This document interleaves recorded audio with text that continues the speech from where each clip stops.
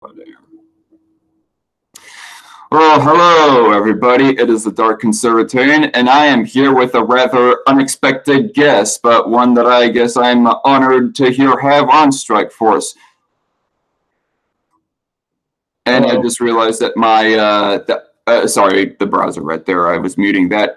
And I just realized of what my audio sounds like. It doesn't sound all that good. But yes, Esoteric Entity, or currently known as Esoteric the Free. Introduce yourself.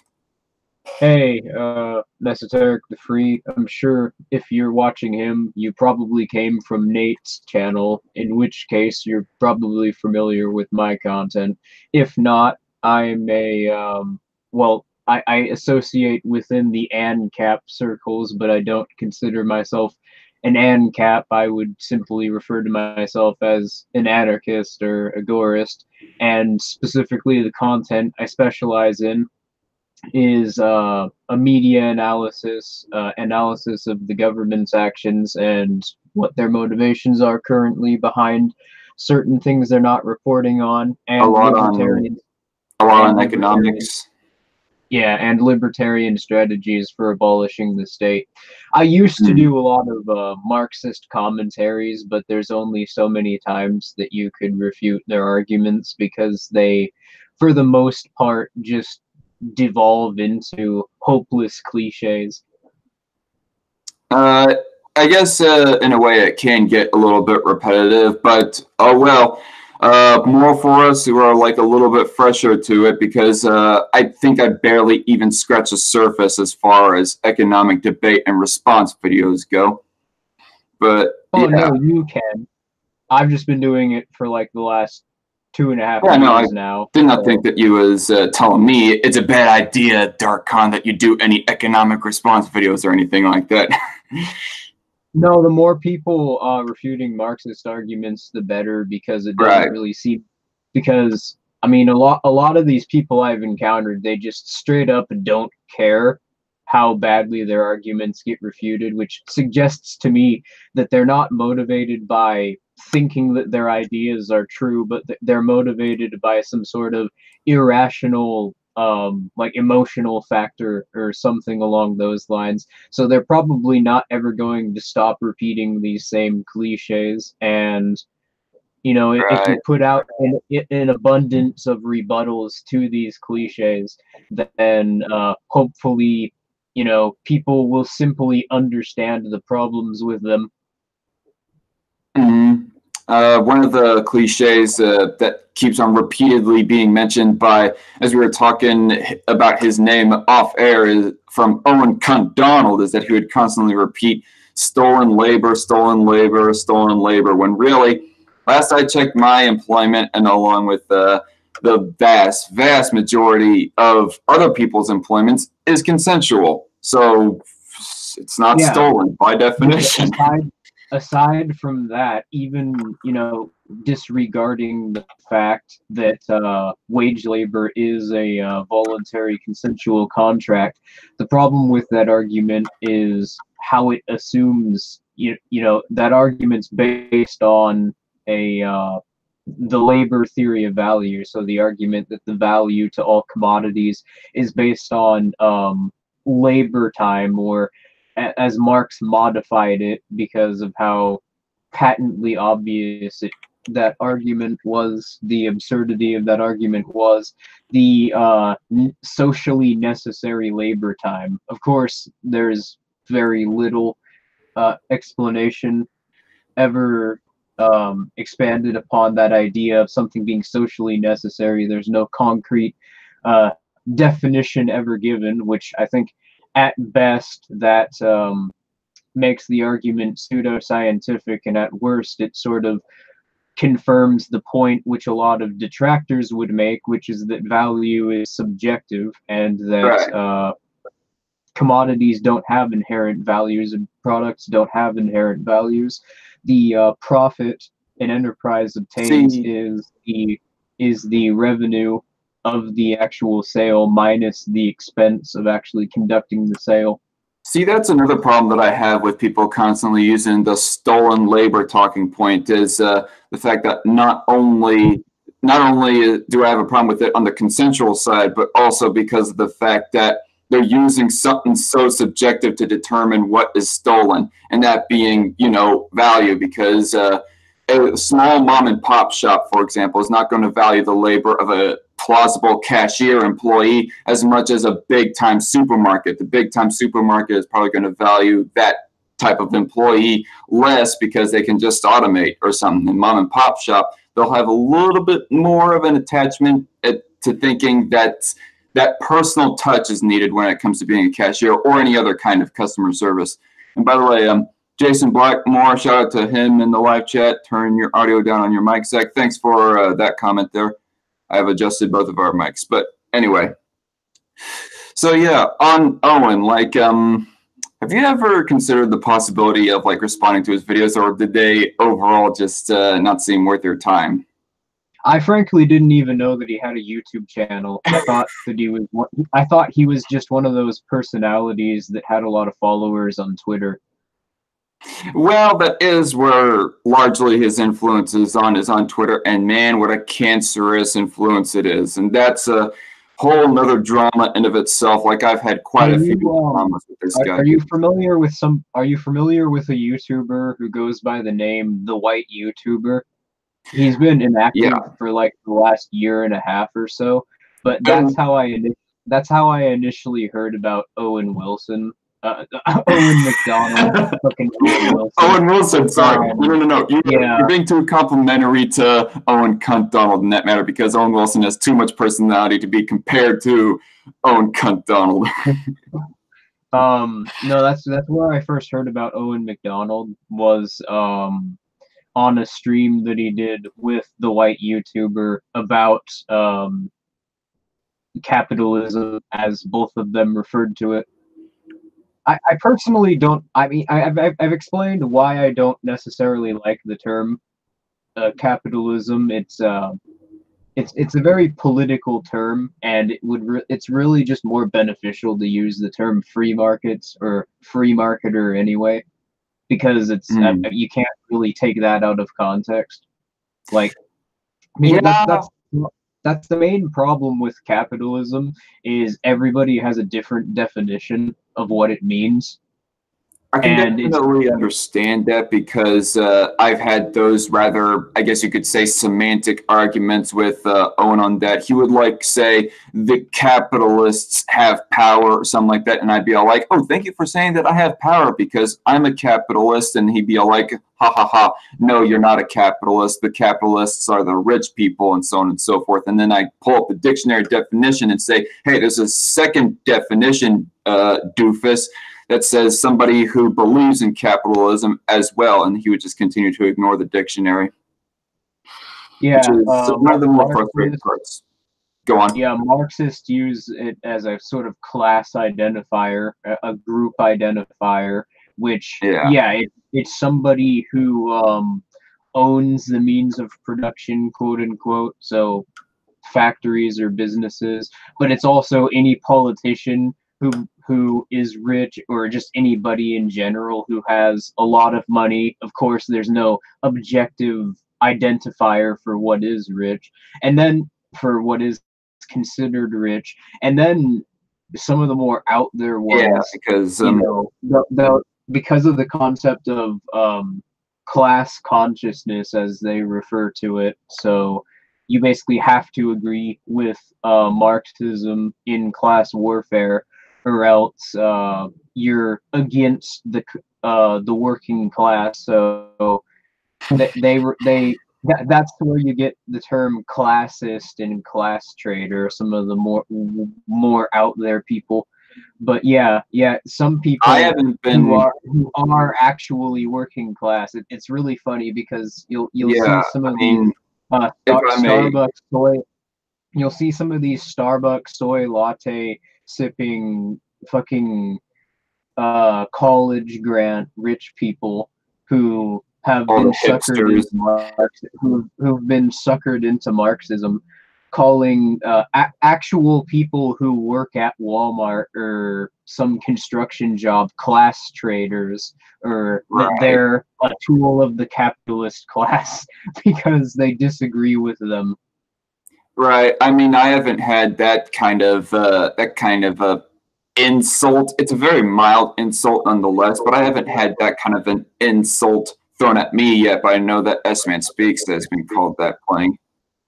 Oh, it's happened to me plenty of times.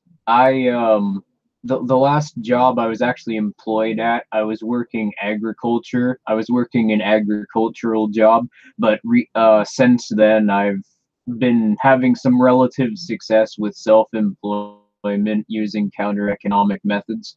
And yeah, I've been referred to as a class trader or bourgeoisie, even though I'm probably more working class, quote unquote, than they are. Hello to S-Man in the chat, by the way. DarkCon, stop appropriating Hispanic culture. How am I appropriating Hispanic culture, S-Man? But so what do you mean by counter-economic practices when you say that is what you're currently doing now as an income? As in, I am manufacturing products out of the home and selling it to people to make a passive income. Oh, so you're being a very small business manufacturer. Yeah, and like just I do basically anything I can to make a little bit of money. Like the other day, for example, I found a listing for a chair on Craigslist. We went to go pick it up, and I turned around and I sold it for $25. Mm-hmm. Like do something like welding every now and then. I have a 3D printer. That's primarily what I use. I've also put a few plants in my windows around here, which I've started growing since it's getting to be springtime. Right. So I take it that you don't do welding though, right? No, not here, but I go to a workshop for that. Oh, okay. Yeah, I've done it a few times. That's not like primarily what I do because the only real workshop, the public works around here, is like 10 miles away. It's very inconvenient to get there. Plus, it's since it's not my blast furnace and not my I don't have any molds. It's a bit costly to use it. It's not very profitable as is. What do you mean by public works when you go talking about a like there's a guy around here who lets people use his warehouse. Okay, I did not know. I didn't know if you meant a publicly owned metal shop or something like that. But that's basically what it is. But no, it is privately owned. It's just some guy's barn basically, and he lets people rent it out to melt stuff down and weld stuff. But it's not like owned by the government or the public sector or anything like that. No. Okay, yeah, that was. The guy's a farmer, and he owns a barn which he lets people work in, and that's one of the areas that people. That's one of the areas he set out in his barn is he has some metal works. Hey there, everybody! There is an example of a very small scale commune happening within capitalism. But anyway, yeah, I actually remember seeing a meme once of where there was like this one anarcho-communist talking to these three anarcho-capitalists saying, I'm going to start my own commune. Then the ANCAPs were all like, okay. And then the next shot was an ANCAP saying, I'm going to start my own business to three ANCOMs. And the three ANCOMs kill him. Yeah, stick a spear through his head, basically. Yeah, what I've done with my printer so far is it's absolutely hilarious. In Washington State, there is this which that's where I'm from, by the way. There's a buyback program for bump stocks following that federal bump stock ban, and they're Oh, really? buying they're buying each bump stock. Well, the state is giving anybody who gives them a bump stock $150. So what I've been doing is I've been 3D printing bump stocks and giving them to the state, and I get Mm. $150 each. I just did So, that like, yeah, I just did that the first time about 2 days ago. I gave them 5 bump stocks. so the way that you make your living is off of other people's tax dollars. No, I'm joking. But yeah, I mean, however, I guess however you can make a buck. I mean, as long as it's not completely illegal or immoral or anything like that. But yeah, um, Immoral.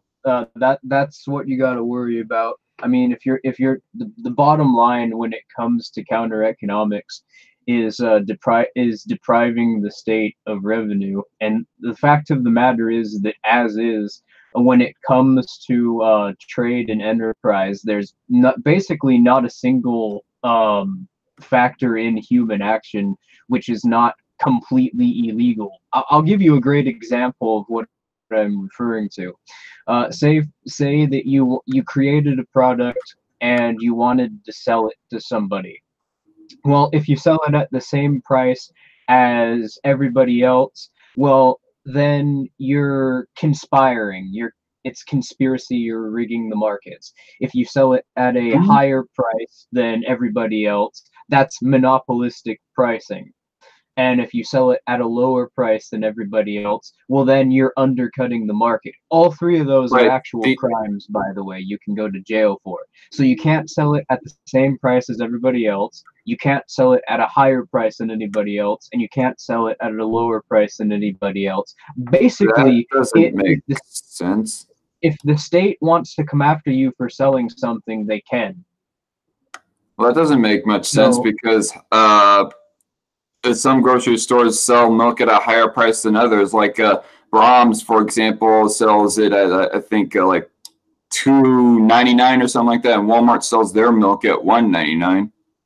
yeah, and according to federal law, that's illegal under monopolistic pricing.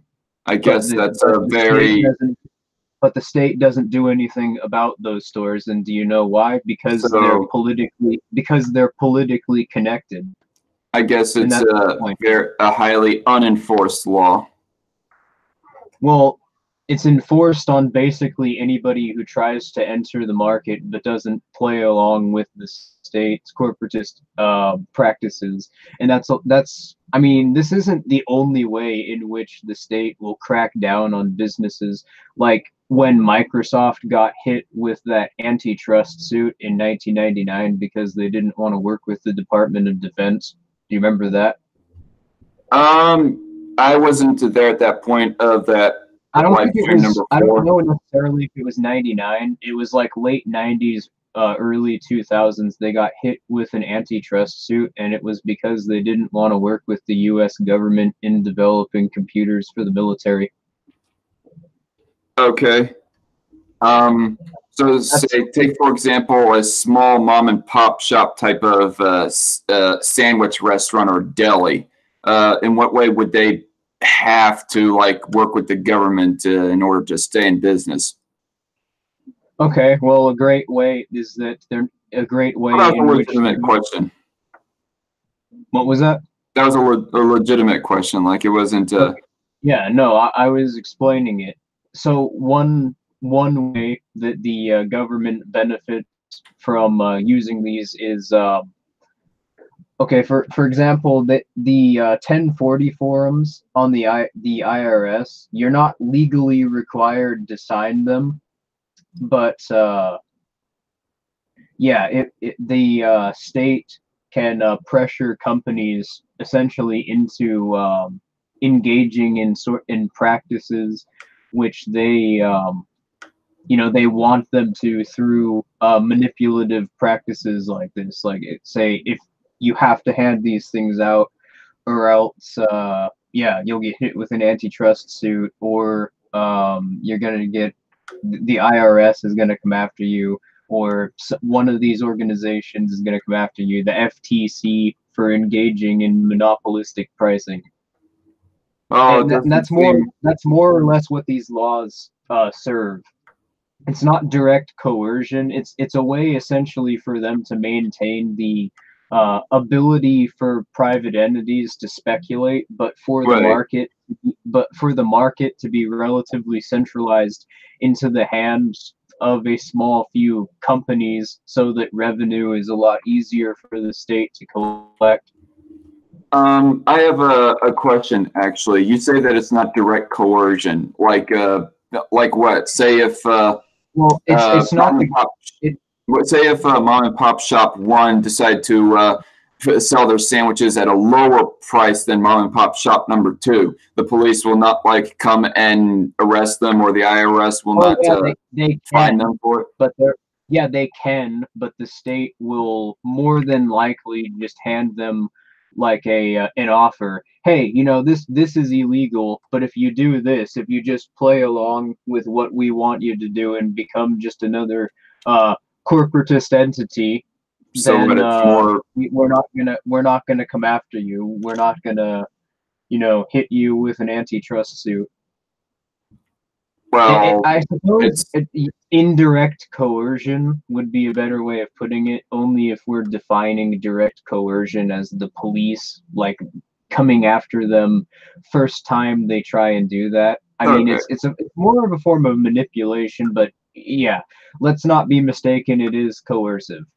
It's yeah, I can understand where the manipulation is. Like they're trying to use soft, flowery words like a con man or a used car salesman or something like that to try to Yeah, yeah, it is influence you, absolutely convince you into doing X, Y, Z. a form of it's a form of social engineering, but it's backed up by by coercion. Hmm. I Well, suppose that'd be a better way of putting it.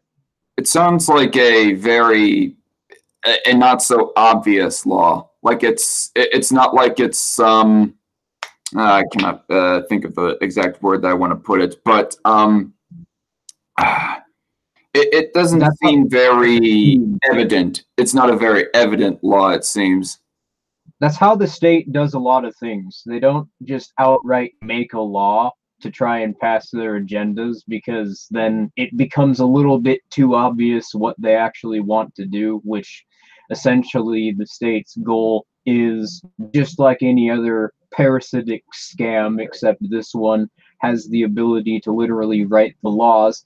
Um, the state's only incentive really is to sustain more revenue for itself, and a lot of the way it tries to get around public scrutiny is by creating these Machiavellian schemes where they'll have one law which appears relatively innocuous, or they'll do one thing which on its own might raise an eyebrow, but it's connected to something greater, on a larger scale. A great Hmm. example of which would be the state's relation to the media. Uh, a lot of people, don't even realize, they don't even know about Operation Mockingbird or COINTELPRO, government programs which are used to basically create the scripts in every major mainstream media outlet, and where most anchors in major mainstream media outlets are CIA agents, Anderson Cooper being one of the more notable examples.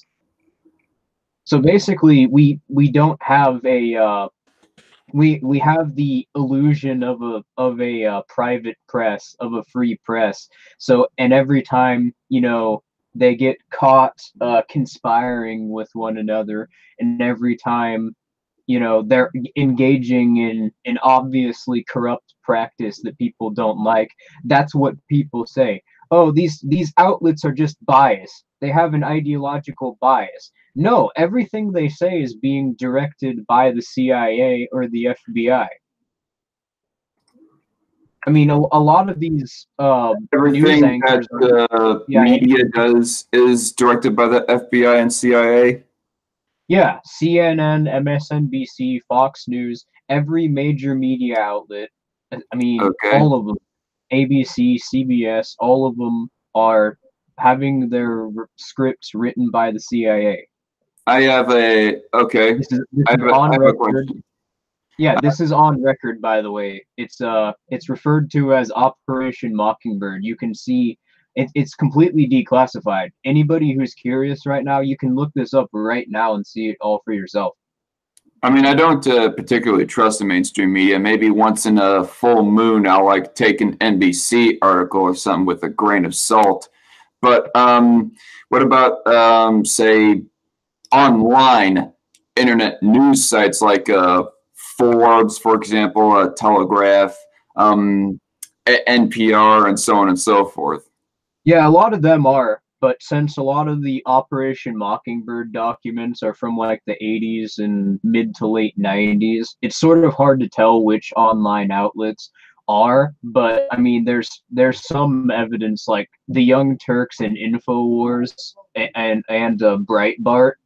I know specifically that the three of them are because it's on record. The Young Turks gets COINTELPRO funding, so does InfoWars, and Breitbart's also got connections with the CIA. Yeah, I not too fond of Breitbart, especially as of recent years. Um, and Young Turks, I never really liked them at all, especially with the attitude that they put on. It's just, yeah, Yeah, rather it goes nauseating. beyond the United States intelligence agencies. The Young Turks is also being funded by the Qatari government as well. Right. Isn't that also where the Al Jazeera is funded by? Yeah, What? yep. That's actually how, they've pretty openly partnered themselves with Al Jazeera. So that's, I mean, that's not even a secret. That's Yeah, something they've been pretty open about. it's something that it's some little tidbit that I've researched about a year and a half ago. It's just something that I guess isn't as much in the forefront of my mind. Um, as far as the majority of these internet news sites go, I'm of more of the I guess you could say innocent until proven guilty mentality about them and how I trustworthy they am might be, too. unless I they are am like too. Like, don't blatantly get me showing wrong. a bias.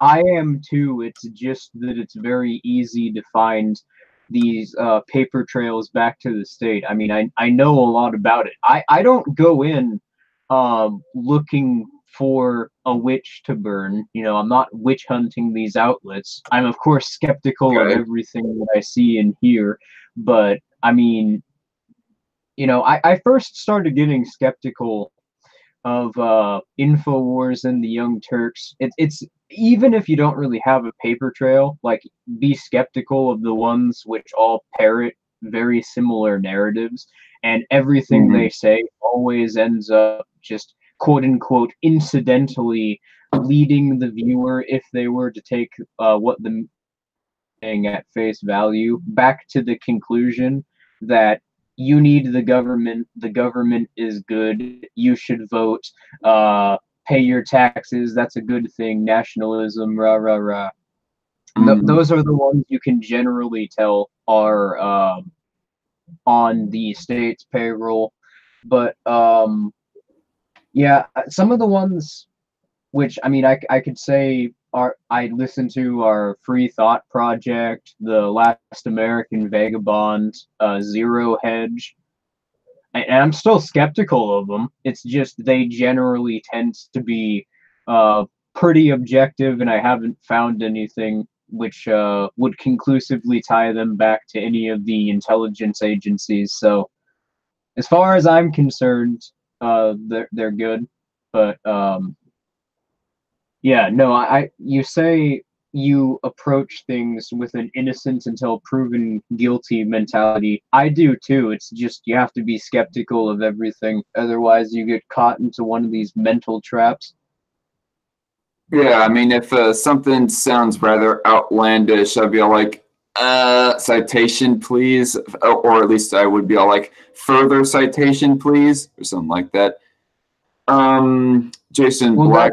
more said something in the chat here. I have a question. If they come after a small business with monopoly practices, how would this ever go to court when there is so many examples of others doing it? I think that's more in relation to the questions that I was bringing about of the rather not so evident law about how you're technically not allowed by law to price your product at whatever you want, but not so sure how to answer that question, Jason. Sorry.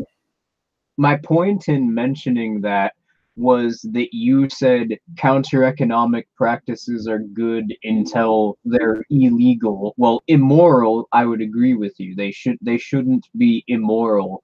But the fact of the matter is, it's impossible to follow the law and be a human actor. Okay. I mean, now the state's cracking down on children for trying to sell lemonade. I mean, at this point, you really just you really can't follow the law in order to be a human actor. So that's the premise of counter economics. I kind of always cracked up to the reason why children aren't allowed to like sell lemonade with their small lemonade stand. I always cracked that little factoid up to be they don't have licenses or whatever, because I do know, or at least roughly, vaguely anyways, that you are supposed to have a license in order to own and run a business before. Yeah, no, that's the government's. I've always cracked it up to that more than they are telling you what you should like price your product at. No, that's the government's that's their specific law, which is that you need to have a license in order to sell lemonade in the places which do crack down on these lemonade stands. But that's more lemonade or anything else for that matter, right? That's just an example of what I'm talking about. That's not an unethical practice, and most people would agree. And I mean, that's lemonade stands, and that's still ingrained in American culture. Like, that's, a kid wants to buy a bike, they open up a lemonade stand and they raise the money themselves over the course of like a week or two. And the state has basically, the state's cracking down on that and expecting us to simply go along with it, not question the law behind it. But the fact of the matter is, they're not doing anything wrong, and that's my point. There's a clear distinction between an illegal and an unethical practice. And I mean, we could get into that, though. You yourself have articulated that very difference on streams before, like in the Nate the Voluntarist stream. You're talking about where you and I kind of sparred? Well, yeah, but I wasn't talking about us sparring. I was simply pointing out that you understand the concept of natural law, so as to not start a debate about that. But well, I know I believe in natural rights, but yeah. Anyway, go on. But yeah, there's a difference between black markets and red markets, using the terms defined by Samuel Edward Konkin. Black markets are a practice which is illegal but is not unethical. An example of that would be lemonade stands, selling lemonade from homemade lemonade stands. A red market is something which is unethical and illegal. So like sex trafficking and hitmen for hire. That's not an aspect of counter economics.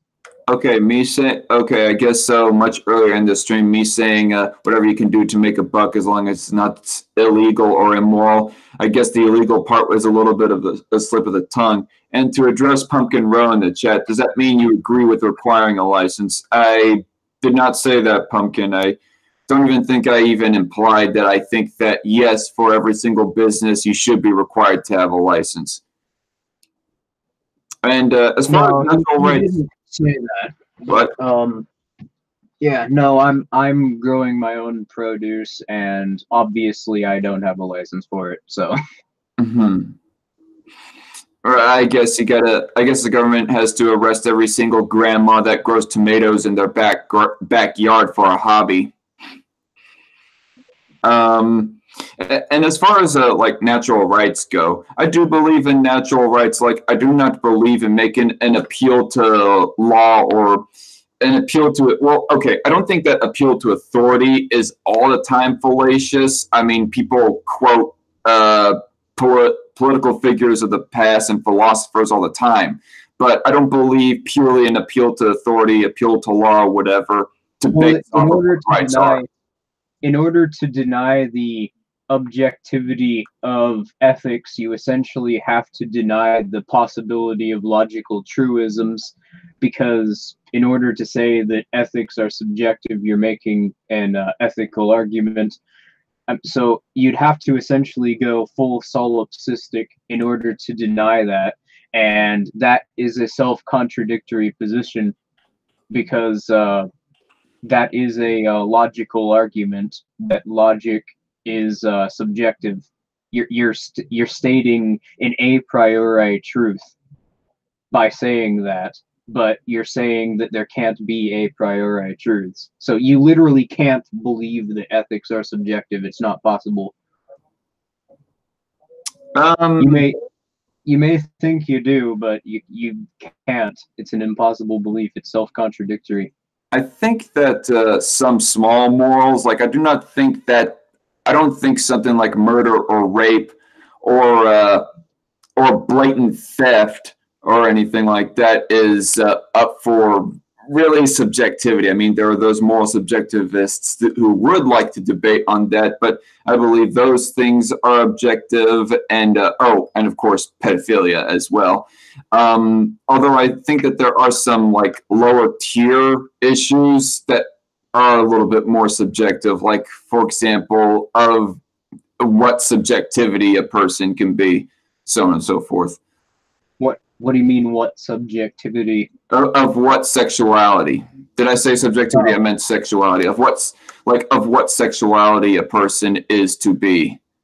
No, you're confusing morality and ethics. Ethics are a priori observations, while morality is an interpretation of those a priori observations, and morality is subject for debate, but ethics are the observation.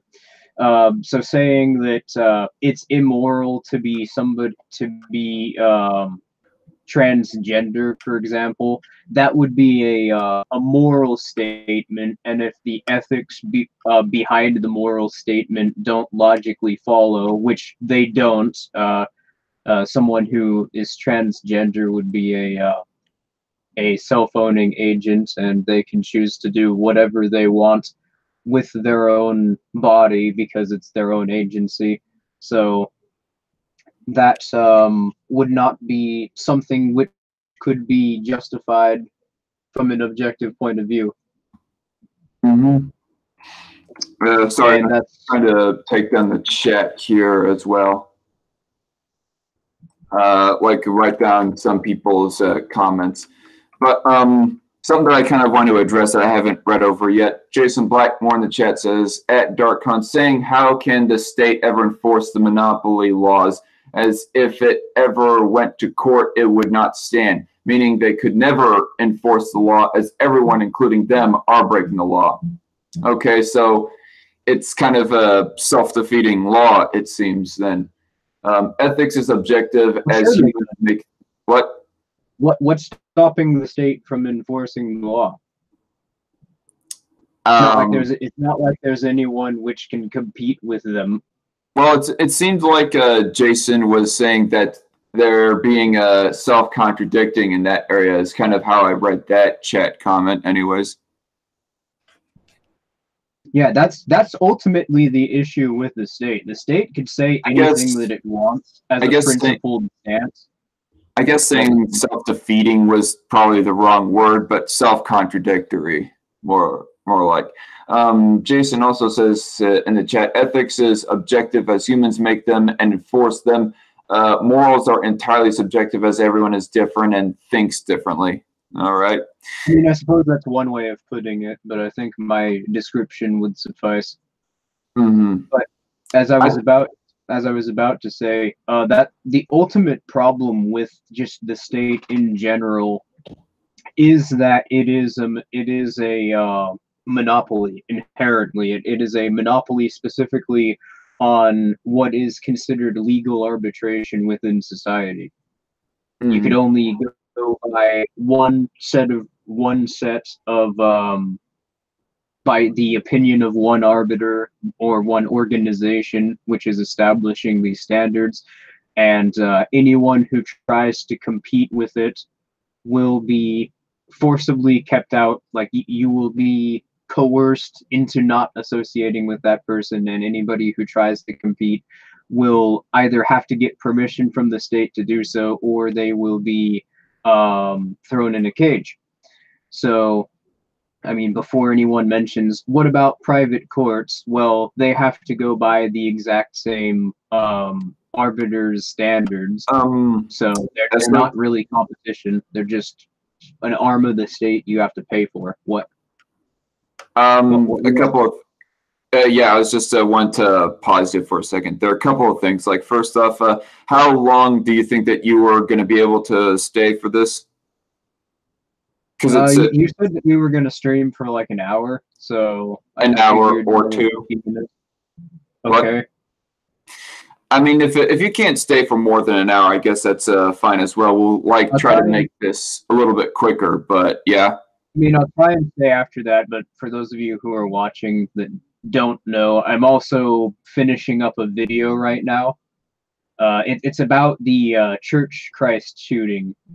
Yeah, so in case you've been wondering why I've been so quiet about that, I mean, this one's been a bit tough to comment on, I'm not gonna lie. It's like it's a rabbit hole, and every time you think you've found the bottom of it, it branches off into like 3 different directions, and all those are dead ends, and you gotta this one's actually genuinely tough.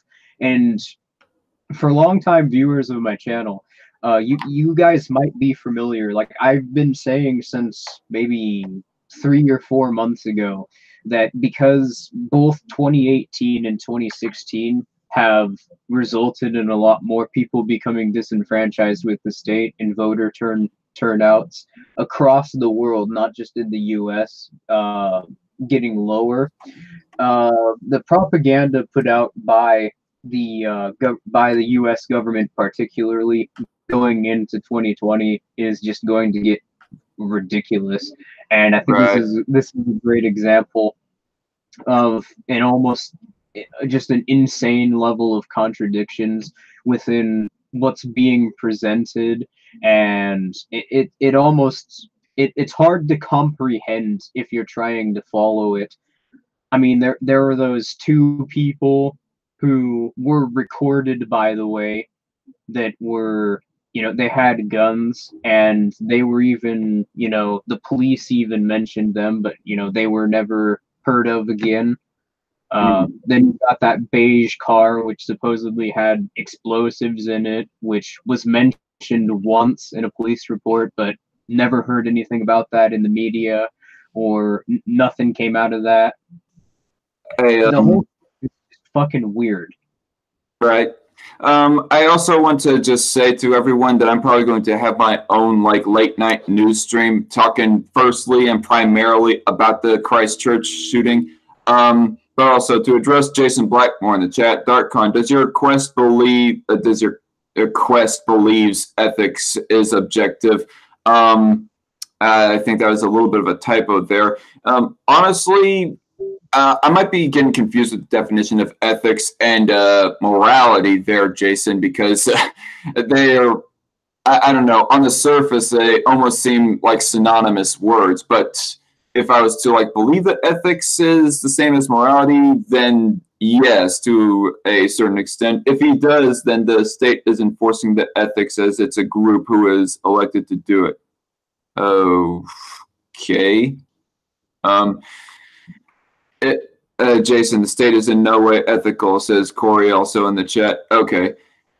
Jason Blackmore, are you an ANCAP, by the way? I thought I'd just ask. And by the way, so I Me? kind of went to weave off onto a different subject as well. If you had a quick another comment to make about this current thing mentioned, well then go on. But yeah.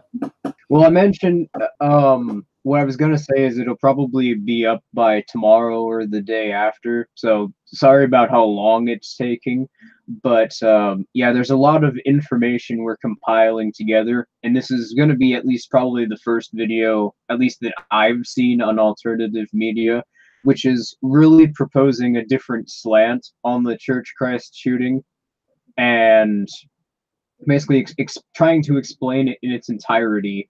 And that's why I mentioned the contradictory nature of a lot of the branching narratives, because yeah, that's made it very difficult to create a flowing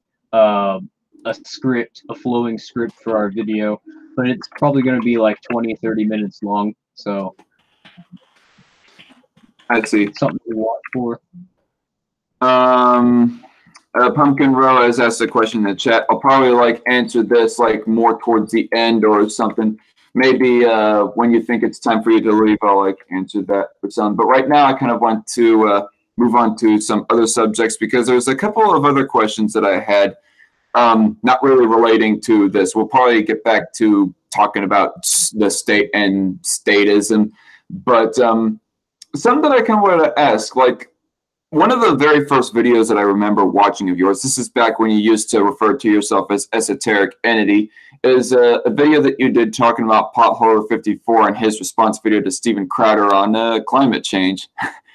I was just curious, for one thing, if you still have that video up, I haven't checked. And secondly, if there's anything. No, that was on my original channel, which got showed because of my. It got what? It got showed. It got taken down by YouTube, Banhammer, okay. Because I made a couple videos on the Parkland shooting, and yeah, YouTube didn't like that very much. So they still don't. If you say anything critical about David Hogg, your video will get taken down. But yeah, so that was probably one of my earlier videos, and I don't have it archived anywhere. So unfortunately, a lot of people seem to be fans of that video, and I don't know why, because it was kind of shit, to be honest.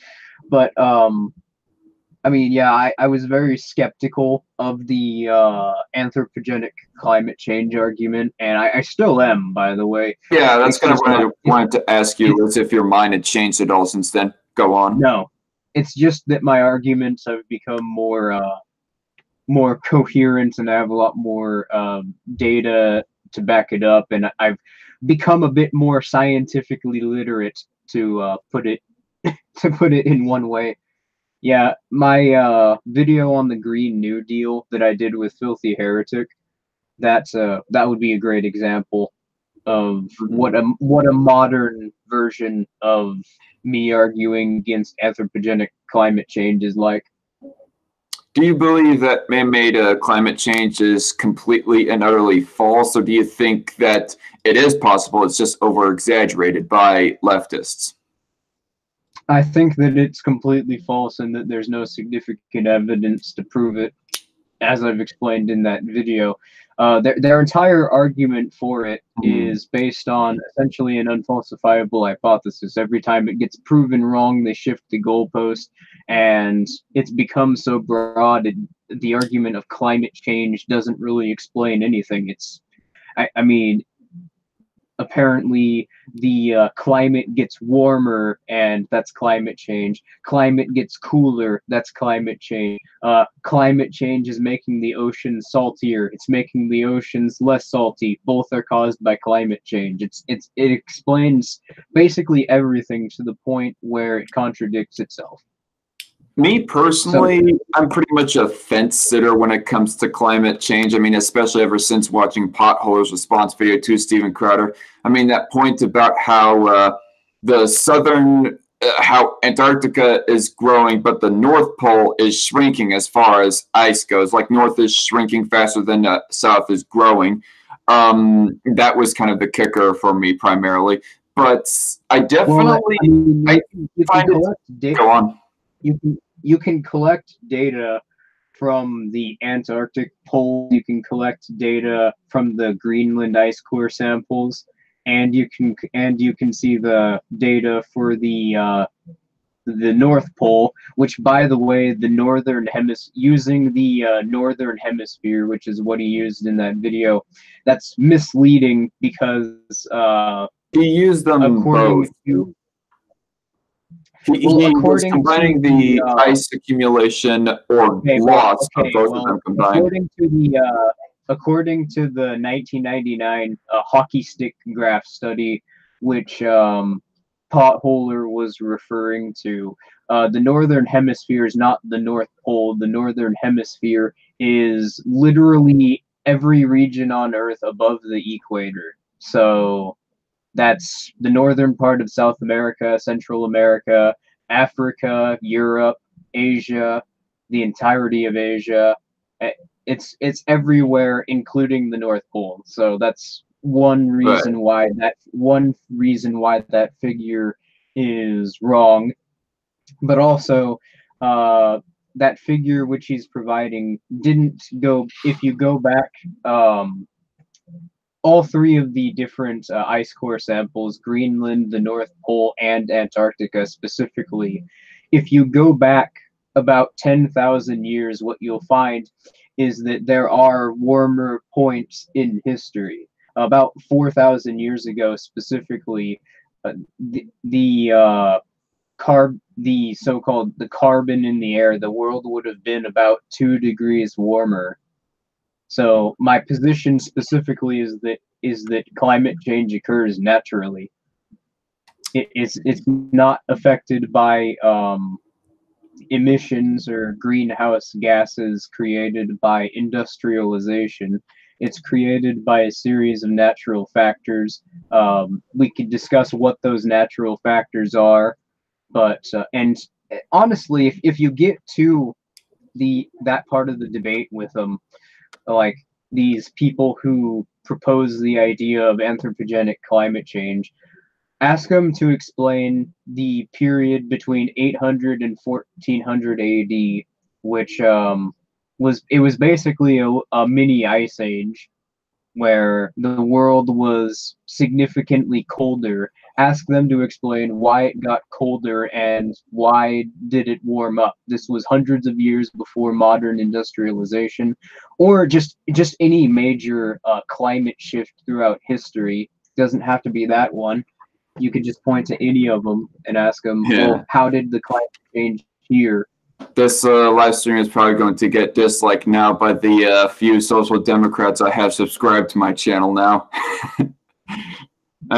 Well, and that's mostly a joke, but honestly, even if anthropogenic climate change was real, still, it's not really a political issue. I would agree there. Okay. But when social democrats say, well, we need basically carbon rationing and energy rationing in order to combat this, in order to combat this problem, I mean that's not even necessarily true.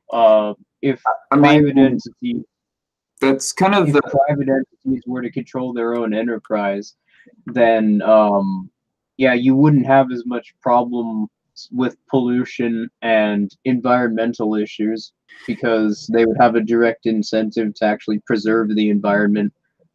That's kind of an expansion of that point right there, by the way. It's kind of my thought process as well, is even if man-made climate change is really a thing, I would still rather die by my own liberty than live under your tyranny. And by your, I mean the far leftists who want to implement, a carbon tax in entire industries and so on and so forth. That's not my argument. My argument, assuming that assuming that it was real, is that private enterprise is better with dealing with environmental problems because they actually have a direct incentive to preserve the environment, and because of innovation. I did not. But by the way, I did not really think that was your argument, that you would rather that you would rather die by your own liberty than live under another person's tyranny. I was just still making the point if it was real. Ethically speaking, that's not a bad argument, but I mean, it's if you're going to actually go into a climate change discussion with that as your argument, somebody saying, well, we could save the world by carbon rationing and doing all this energy rationing. I mean, I don't know why I keep saying carbon rationing, but yeah, I mean energy rationing. We could save the world by having a one world government which rations all of our energy supplies, and then you come in with saying, well, I'd rather be dead than living under tyranny. Yeah, nobody's going to listen to that, because all they're going to hear is you're proposing everyone should die just to stop that. Nobody wants to die. They don't think about it like that in the long term. People, for the most part, people simply just want to do whatever is most beneficial to them, and with the exception of a few doomsday nihilists, I mean, you really aren't going to find anybody who's on board with that position. So, I mean, even going by their own argument, though, energy rationing is not how you would deal with that problem. That would only make it significantly worse.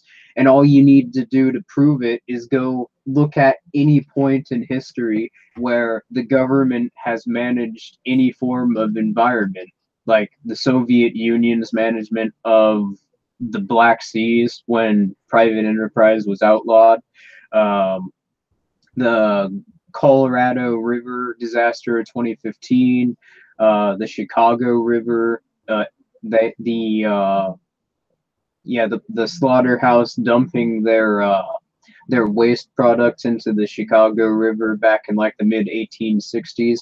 All of these problems, you know, that wasn't because the river was owned in common.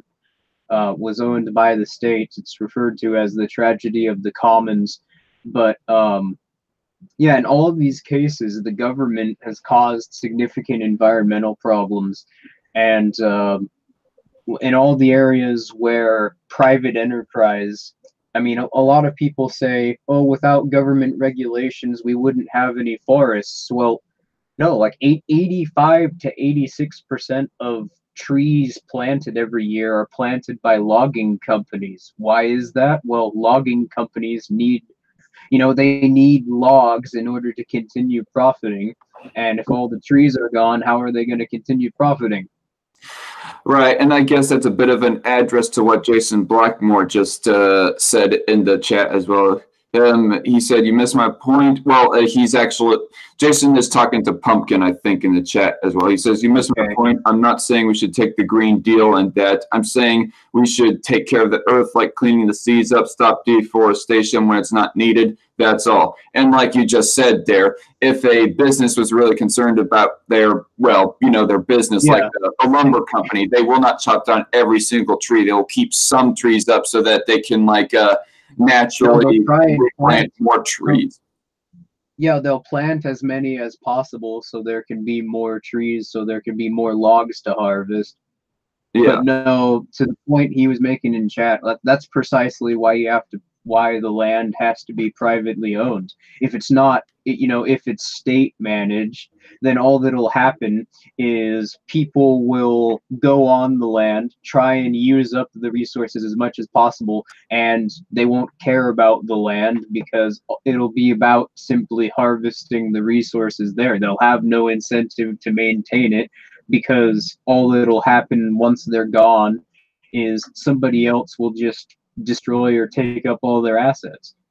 Mm-hmm. So, but even with that aside, I mean, I mentioned innovation. Well, that's precisely what stopped the slaughterhouses from dumping all their waste into the Chicago River. They found uses for the byproducts which they were dumping into the river. And so that was a problem which was precisely solved by innovation.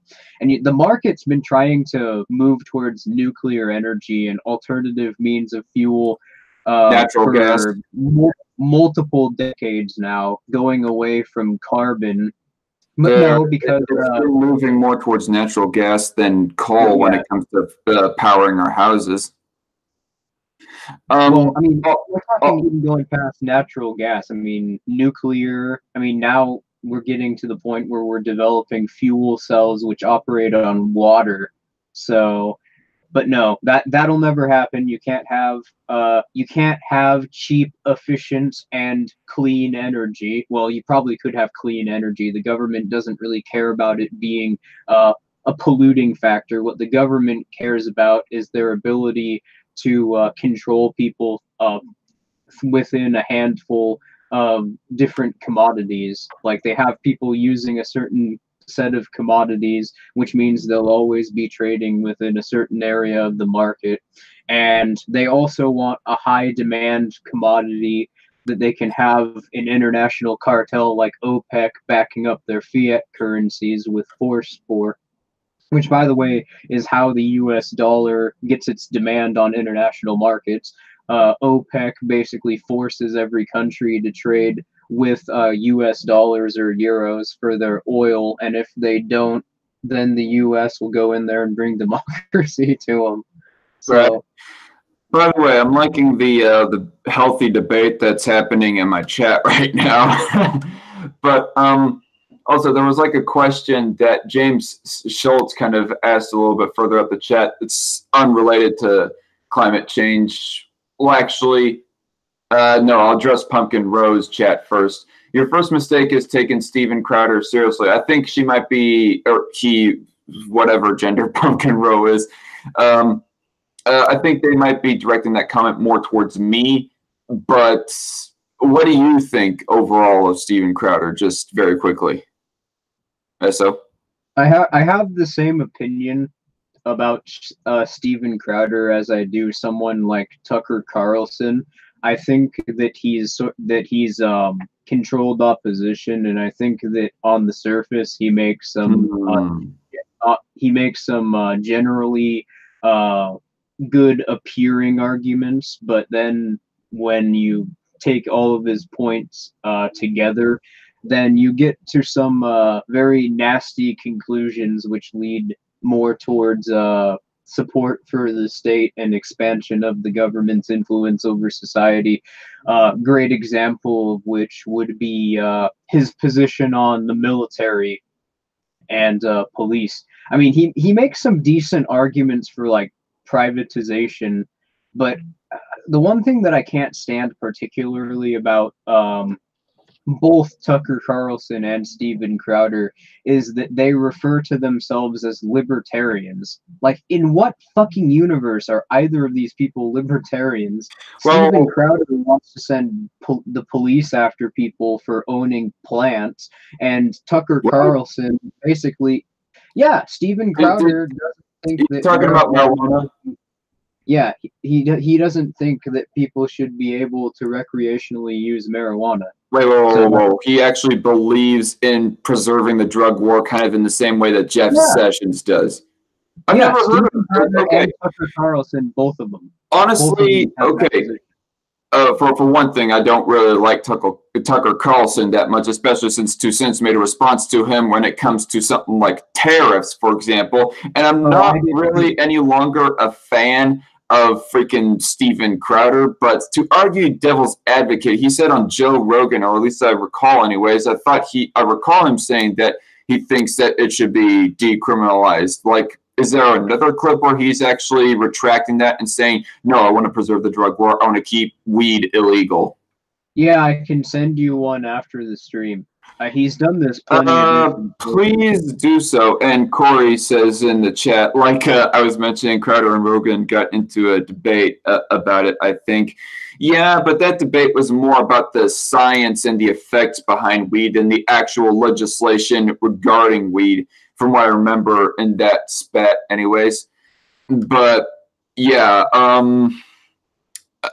so overall, you don't like Steven that much. You just no, somebody who I would highly recommend, who has a decent sized following on alternative media, and he actually isn't somebody who is controlled opposition, would be James Corbett. You familiar with him?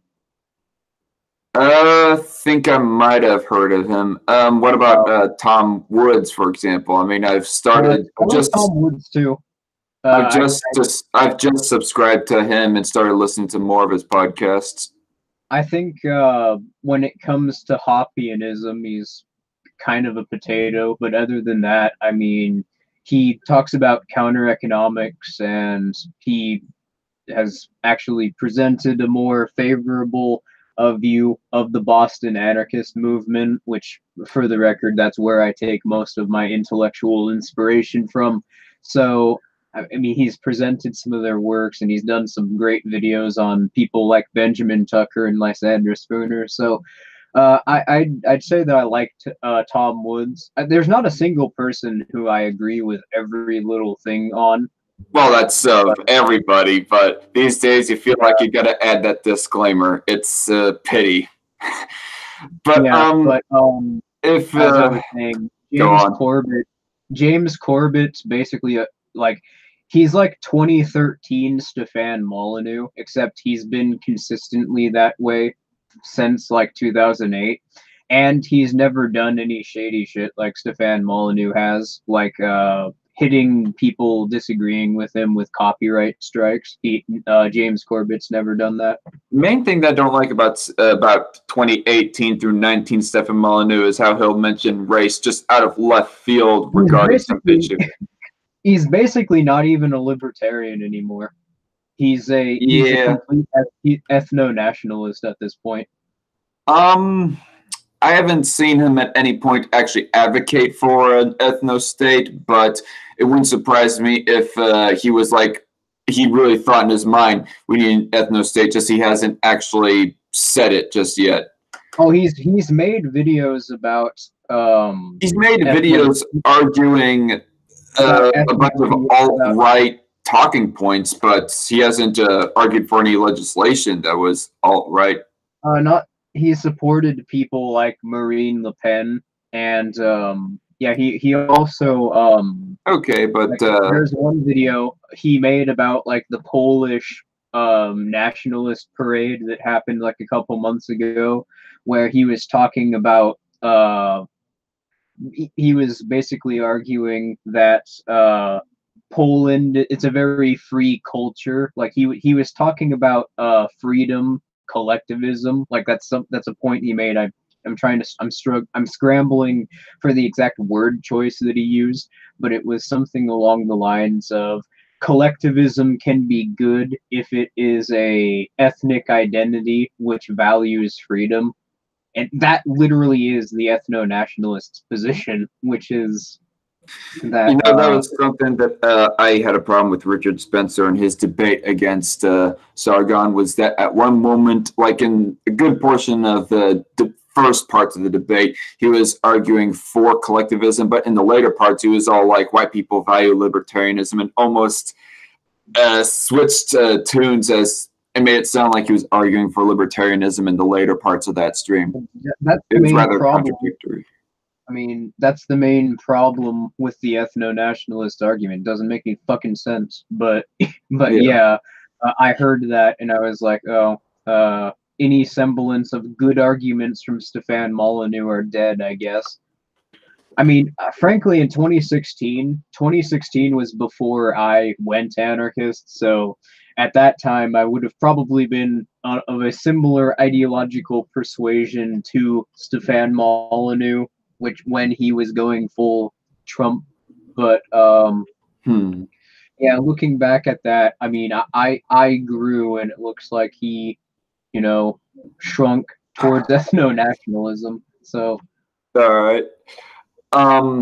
So one thing that was asked in the chat by James Schultz a little earlier, Vernacula said that politicians are called hypocrites way too much. Esoteric, what do you think about that? Well, I mean, I suppose it depends. What's the context of that? Is he saying like politicians are good? I mean, none of them genuinely believe a single word that they're saying. I've proven this numerous times that not even Ron or Rand Paul. No, anybody who is currently serving in office right now as a politician, they have one single interest, which is to secure more resources for the state, and in turn, they have to expand the state's influence over the markets to do so. And Well, I would have to like. all of them will tell you either that it's about something else, like they'll advocate for expanding the state, but they'll argue for it in a way which has nothing to do with securing more resources for the state, or they'll simply outright deny that that is what they are trying to do, in which case they're just straight up lying. I And mean, if I you think in Ron refer, Paul's case, I think in Ron Paul's case, like he served as a senator for a while, so I don't know what to Ron make of Paul that. was actually a representative of the House. I don't recall him ever being a senator. It's Rand Paul who is currently a senator. Ron Paul was a yeah, he was in the House for a while, so As I mean far as what you said there, though, I would have to like look at actual statements from them and what their voting record was to actually be convinced as to whether or not they are like some far leftists or center leftists when it comes to like growing government or et cetera, et but that's the cetera. point though. Politicians, they may have stated ideologies, but whatever they do when they're actually in office is going to be entirely different from what they say they believe in. That's because it's not actually possible to consistently believe in the motivations of the state, which is simply give more to the state, expand the state's influence. I mean, It's isn't basically they're all political parties and politicians. They all serve the exact same interest, and I mean, is that's because all political parties are simply state managed entities, and all politicians are employees of the if state. I may Voting for a interject. voting for a politician for one party because you don't like something that the other party is saying. I mean, effectively speaking, that's the equivalent of buying a box of Lucky Charms to try and compete with Cheerios. I mean, well, for one thing, there's a big flavor difference between the two. As Not really. far, not really. Well, Yeah. Well, the difference, they have a different stated preference, but their revealed preference is identical. A great example would be the Republicans' position on tariffs. Well, they state at that least half of them, anyways. I mean, it's not like every single Republican supports more tariffs. well, that's an example of a Republican position. Republicans support tariffs, while Mm, Democrats support raising the income tax. Both of them are identical positions, but yeah, they advertise the position differently, but they have the exact same effect on the market, which is to make things more expensive and to give people less money. as To far as give a people less money. politician's as far as a politician's beliefs and whether or not they're actually legitimate or not, like a person like Rand Paul, for example, is saying that. Are you implying that his voting record is not consistent enough? No, I'm implying that it doesn't really matter because every single Okay, politician has the exact same incentives and motivations. And if you look at, I I'm mean, not convinced. this is also something that you could demonstrate empirically as well. There was a Princeton study conducted in 2014 of about 1,700 different laws which have been passed throughout the last 20 years or so on a federal level. And they also took a sample size of about 2,000 people and asked them uh, what their ideal legislative preference would look like their laws. They took each law and asked about 2,000 people what they thought about each one of those laws, and what they found is that the likelihood of the law passing and its support from the sample size was completely interchangeable. It had a 30% rate of passing, and this was identical throughout pretty much every single Western country, the UK, a couple different 30% countries. rate of passing, but that doesn't necessarily mean that every single politician had voted for that legislation. Well, what it shows is that legislation is not affected by what the population thinks. Also, it's another part of that study.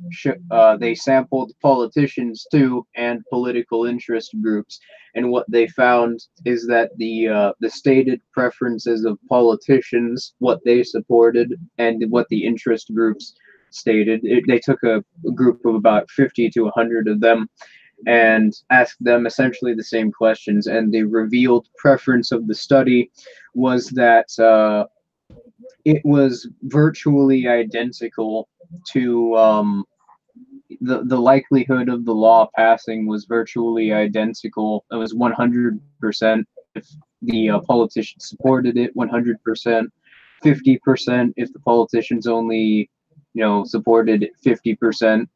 So basically, there is a political elite which is dictating legislation in countries which have elections, and the electoral process is not affected by the general population. That doesn't speak on the beliefs of the individual. If I was to individually analyze a politician, that study does not speak on the individual beliefs and legislative agenda of every single politician.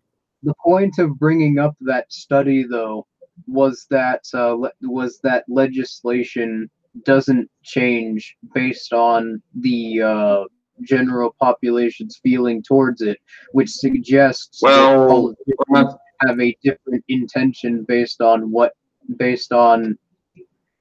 a completely different motivation from what the public thinks of the laws that should be passed. I don't see of how bringing up of how the general population feels about legislation is how it's relevant to the point that I'm trying to make up as far as what the beliefs of an individual politician is. Like, for example, Rand Paul. In every single country, the probability of a law being passed is exactly the same, but I mean, if the point that you're trying, if the same standard to politicians, it's identical to the rate of how much they support it, the likelihood of the law being passed. I think that's pretty telling. If the point that you're trying to make is that a law is going to pass no matter if you get a good politician here or there elected in, well, then that's fine. I can believe that there's a general downtrend when it comes to power and how it's abused and whatnot, but that still doesn't speak on the individual beliefs of Rand Paul and so forth. What it shows is that if political interests and politicians want a law to pass, it'll pass, and it doesn't matter if the non-politically connected population supports it or not. It doesn't matter also if there's one or two politicians voting against that same legislation that the other percentage is voting for. Well, there are some that position themselves as controlled opposition when they know, but that's the point that I'm making.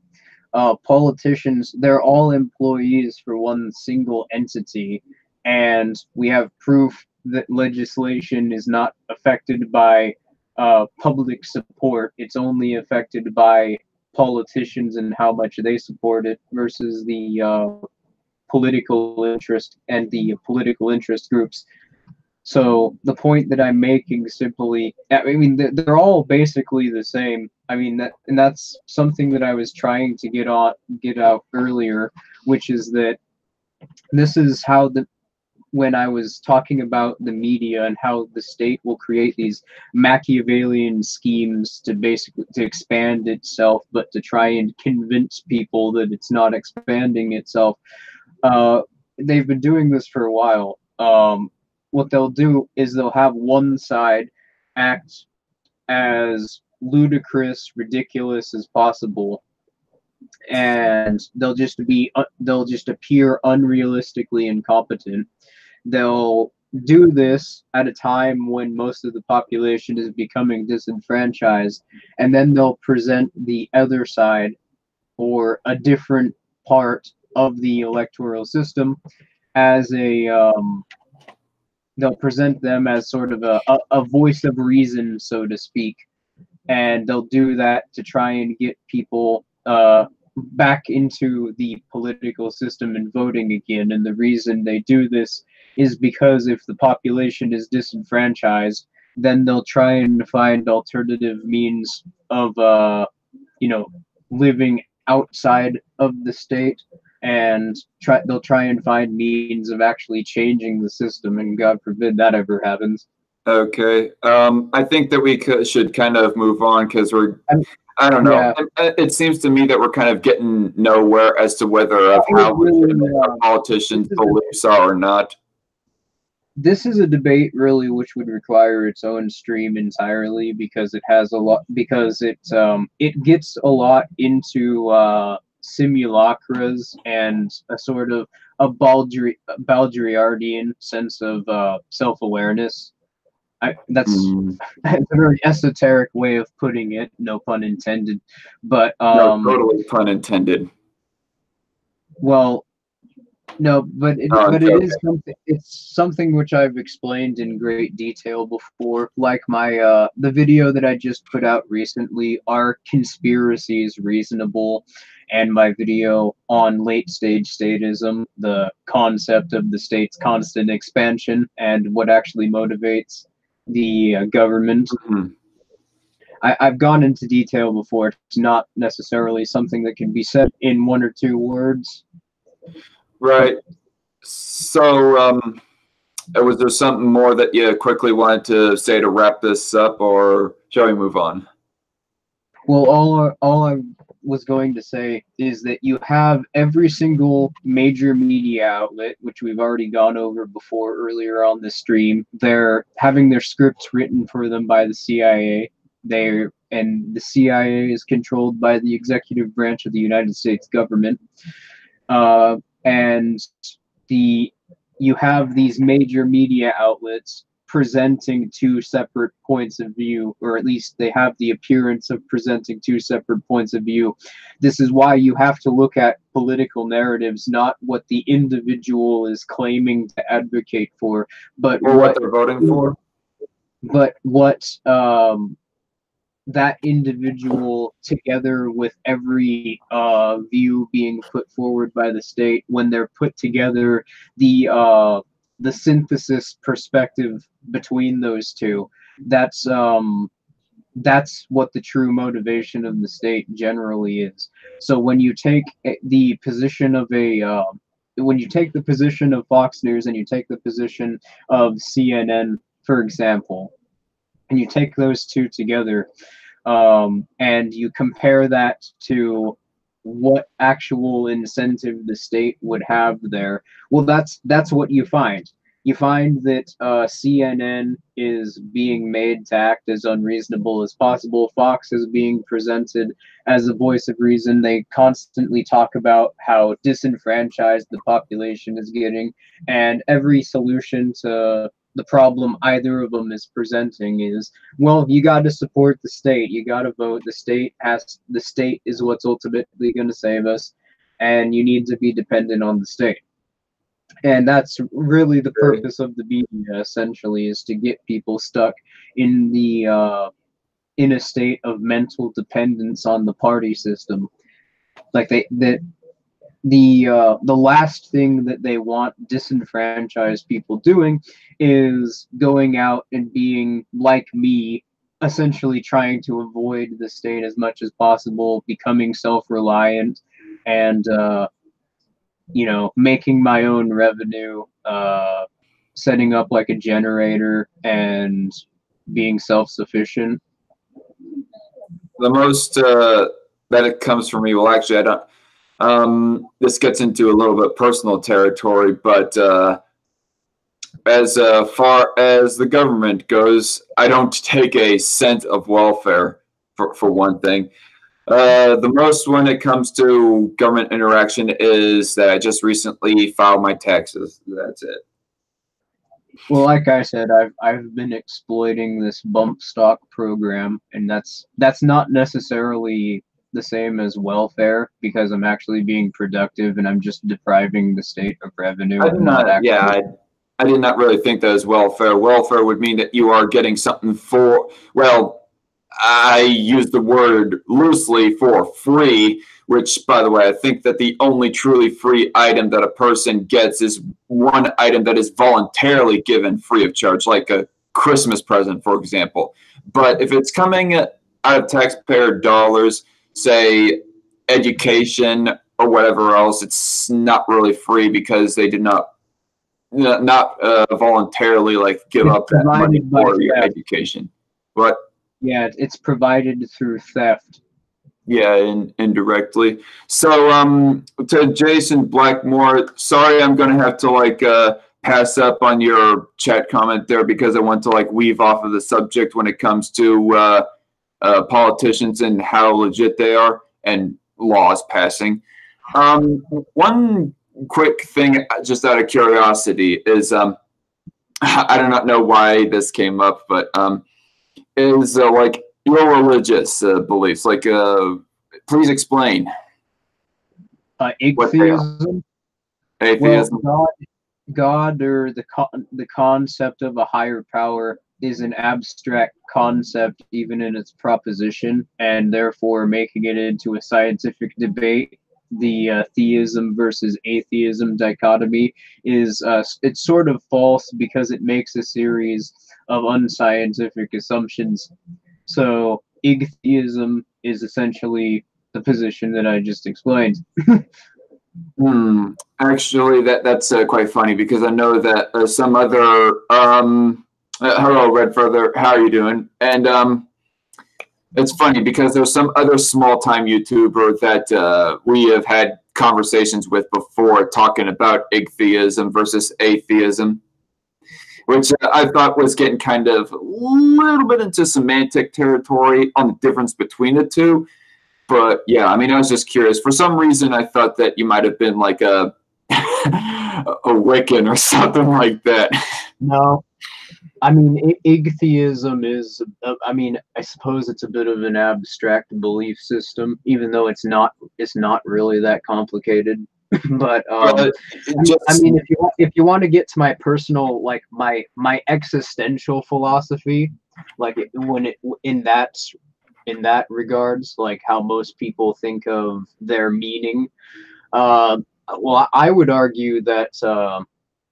The description of an ecclesiastical being, so a god or a higher power or gods, I would argue that every single person, um, either within their own agency or by creating technology which allows them the ability to do so indirectly, has the ability to do anything which any sort of ecclesiastical being would supposedly have the ability to do so. Maybe not in the holy book's description of it, but I mean, if you look at some of the stuff that's coming out of CRISPR and a lot of these gene editing projects, I mean, there's really, I mean, when you get to a certain point, the distinction between an act of God and an act of man is, I mean, the line gets pretty blurred to the point where the only thing that people can't do are the things which it would be impossible for supposedly godlike being to do, like be omnipresent, for example. hmm. So basically, just to sum up, you're irreligious. Yeah, I suppose that's a way of putting it. All Well, right. religion is an abstract concept, so I again, irreligious is it's a weird way of it's not a weird way of putting it. It's not entirely a complete description of it. It's more that Right, it's because more that I don't think it's more that I don't think theology is an accurate paradigm. It's something which you can actually have a discussion about because it's just a complete abstraction. hmm well, yeah, I kind of like to think that there is a little bit of a nuanced difference between religion and faith. Like religion is practices of of a certain faith or deity or whatever. But whereas faith is the actual belief itself. So you would say that you have no faith in any deity or supernatural. I have faith in my ability to perform on on a level like that and to create things that they can supposedly. But okay, never mind.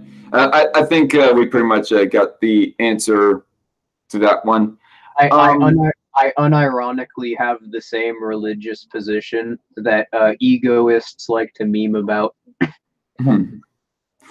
all right.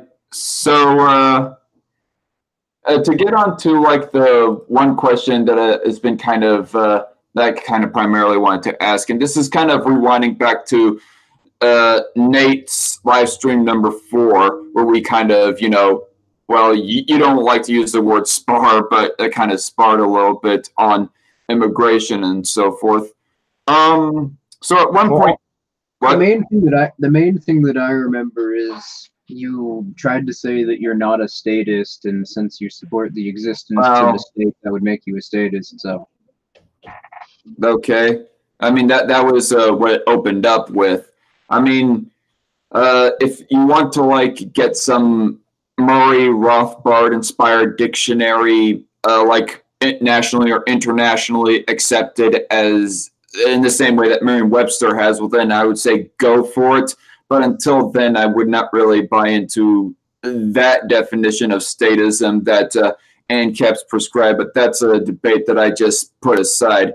Actually, what kind of bugged me even more was saying that a person claiming themselves to be a constitutional libertarian is an oxymoron. Like, it almost seems like you're putting those types of libertarians through I don't know, I guess sort of a purity test, one could say.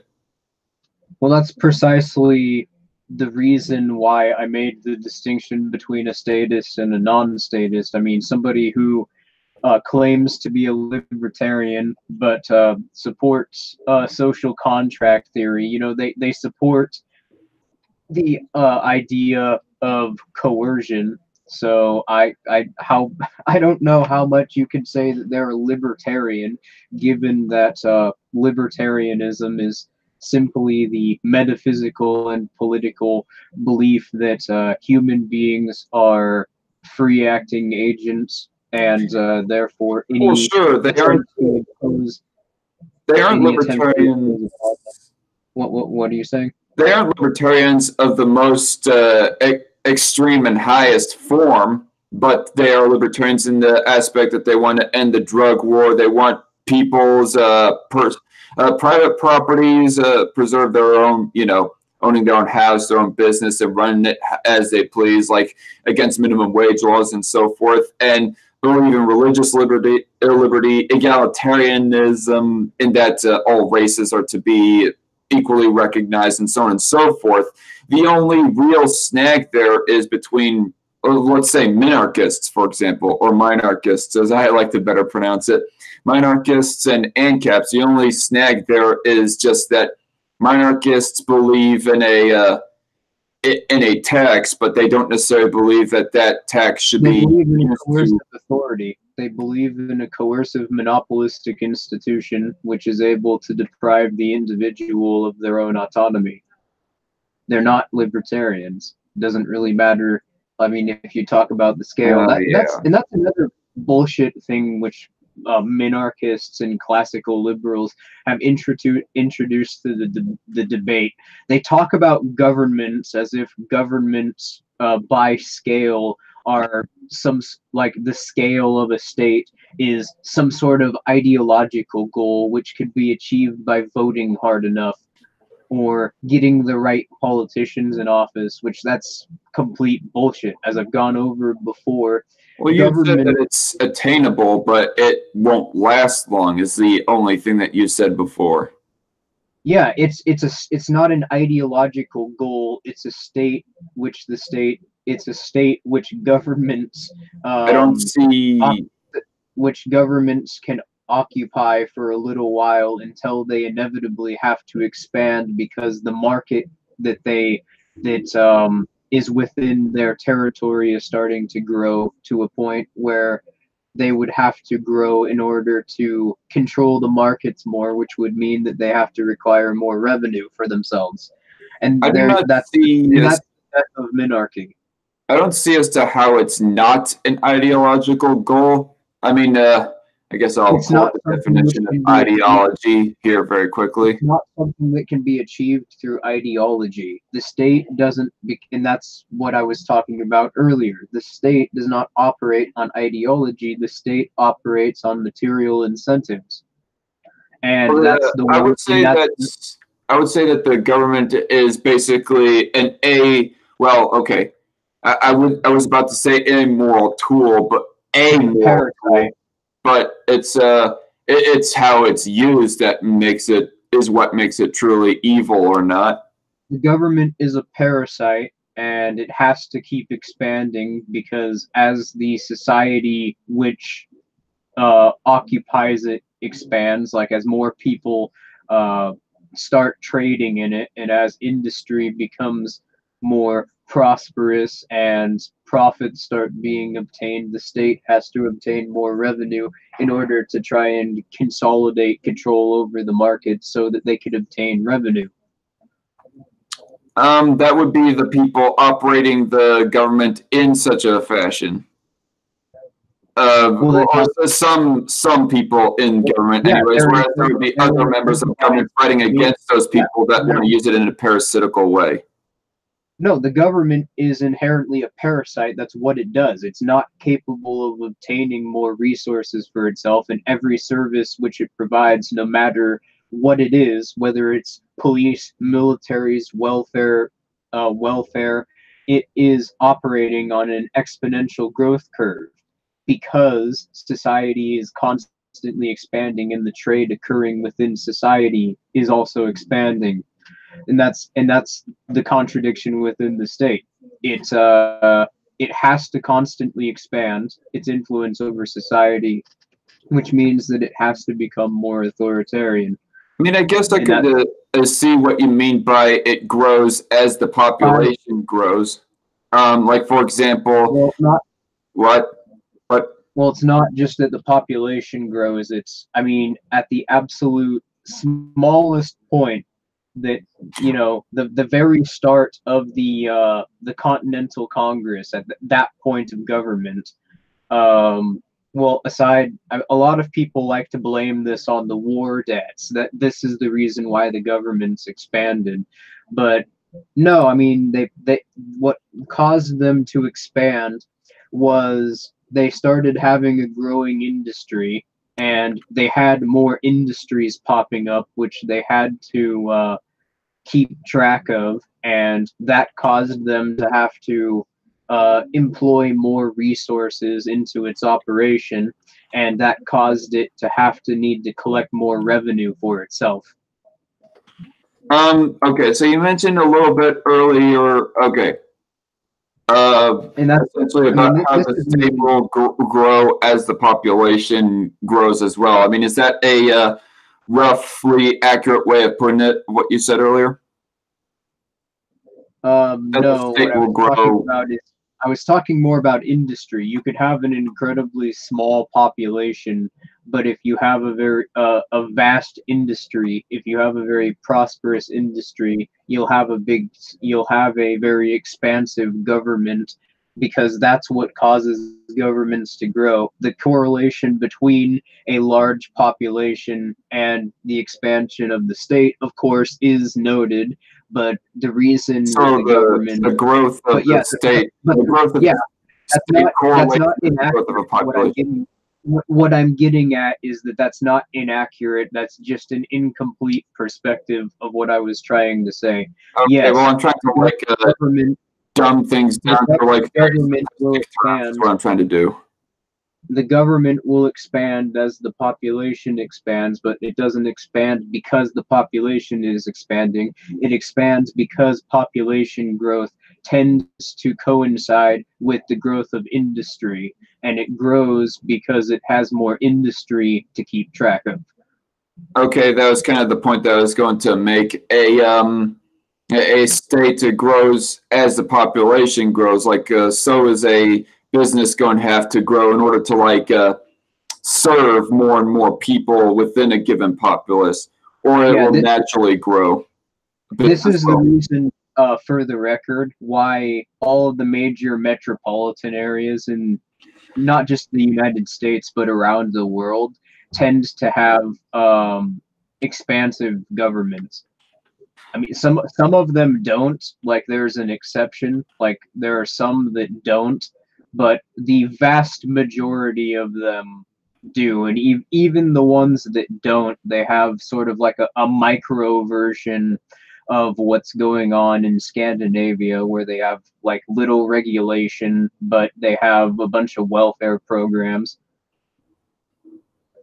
Okay, so going on about say how it'll correlate with its growth. I mean, I guess the bigger issue that I mean, it's understandable because the more a population grows, the more and more police departments are going to, well, be loosely use the word needed. The more police departments are needed to like enforce the law and so on and so forth. Well, it's not just, but I guess the biggest issue that minarchists have is the ratio for which of how big the government is in comparison to how big the population is. Like if they were to grow at the same exact rate, well then whatever. But if they were to like, if the government was to grow faster, the government's power was to grow faster than the population, well then that is where that we minarchists definitely have an issue. Well, it's not necessarily just police. It's also industry, which I think you're downplaying the significance of that. Industry, I technically consider a private entity. In the beginning in the US, I mean, you had some farmers and you had some like shop owners, which were basically getting their goods, from local communities, and they sold them. But yeah, what caused. If I may say very quickly.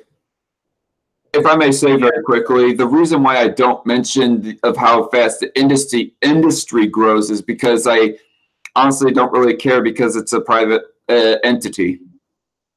I mean, I don't care either, but I'm simply explaining why the state will necessarily have to expand, and that's historians tend to significantly downplay the shift in industry. You had some travel industries like early on, like you had steamboats, you had farming, and outside of that, those were really the only two huge industries in the US. But what followed and what caused the government to start expanding after that was the creation of more industries. You had the railroads, you had alcohol, which that existed early on, but started to get bigger, and it started to expand into more products. Then you had the Gilded Age, so all the industrial innovations which came out of that. So you had factories starting to pop up, and you essentially have more areas which the state has to collect revenue from. And in order to do that, in order to try and follow all these different producers popping up and all these people trading, you're going to need more resources in order to follow all these people to collect revenue from them, which is going to cost the state more revenue. So as industry expands, the revenue required to sustain the state necessarily must expand. And yes, of course, as the population grows, the state needs to spend more on like police departments and Right. general services, because it needs to, of course, enforce these laws so that if people were to dissent against them, they can coerce them into compliance. All right. And by the way, to Corey in the chat, I do not know exactly where you're getting on with corporations and the state. Like, nobody is arguing for plutocracy. And I will add the caveat, plutocracy is basically the same thing as corporatism. But, and I would argue that any businesses that are growing because of, intermingling with the government and ultimately plutocracy or corporatism, well then, yes, I am against that. Corey, tell me if I'm like missing your point or something. Well, plutocracy is ruled by the rich. First of all, I'm not even talking about like class war or anything like that. I'm just simply saying that as industry expands, the government will become more expansive. But plutocracy, for the record, the difference between corporatism and plutocracy. A plutocracy is a sort of a vague concept of rich people being rulers, which, I mean, that could be rich people are politicians, rich people in corporations control the government, which, I mean, okay, whatever. It doesn't really make a whole lot of sense, but okay. And corporatism is the state's use of corporations, or corporations using the state in order to curb the market, get rid of all of their competitors. It's basically the merger between the state and private enterprise, and that's generally what it is.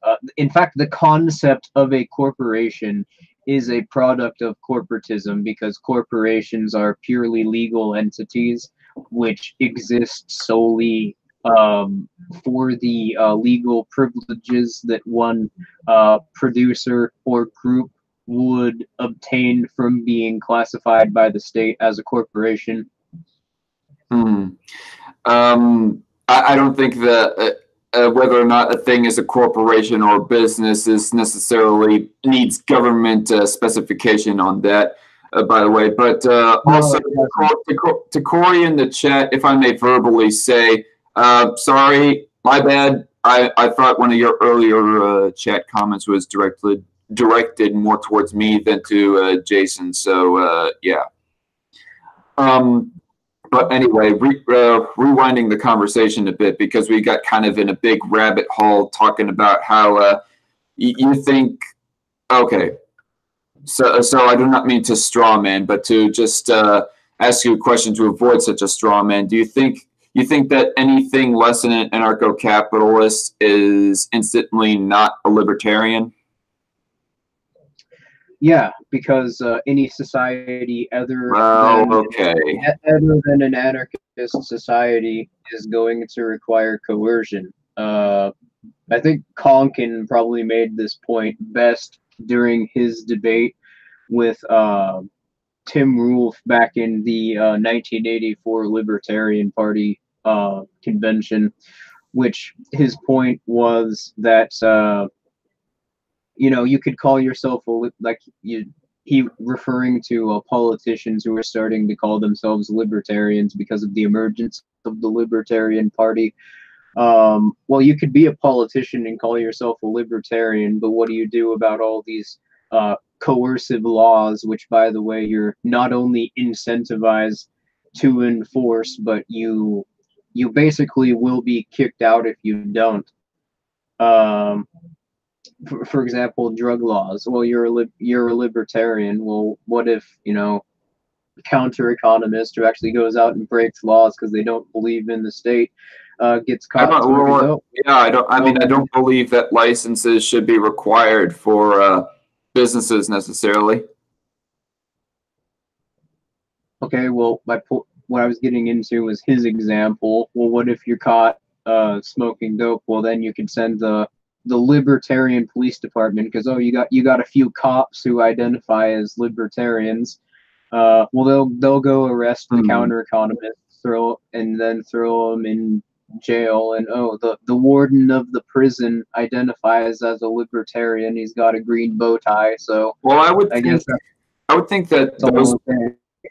in that example that you brought up, I would think that those police are more like, if anything, sheep than they are what their ideology is. I mean, their ideology could still be a libertarian, just in my opinion, anyways. It's just that they're being kind of sheepish about what exactly their job is.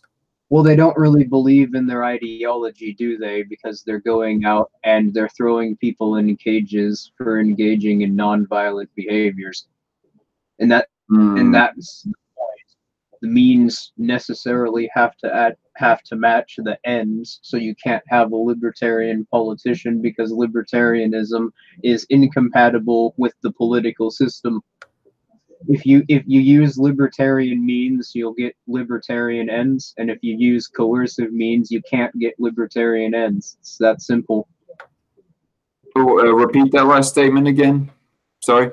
If you use libertarian means, as in the means to achieve political change, you will get libertarian ends, as in a stateless society.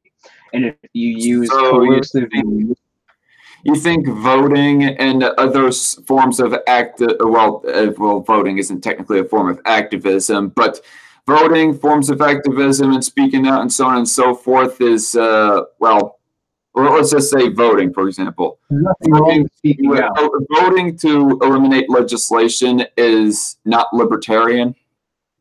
No, it's not. That seems quite odd, honestly. Well, I don't think I really buy into that. I really don't. I spent the last part of this hour explaining it, but okay. I guess if anyone watching is curious, just rewind the last hour or so. But if you use coercive means, so voting, electing politicians, engaging in the political process, trying to send the state after people, then you're necessarily not going to get libertarian ends. You can't use coercive means to get a non-violent end. That doesn't make any fucking sense.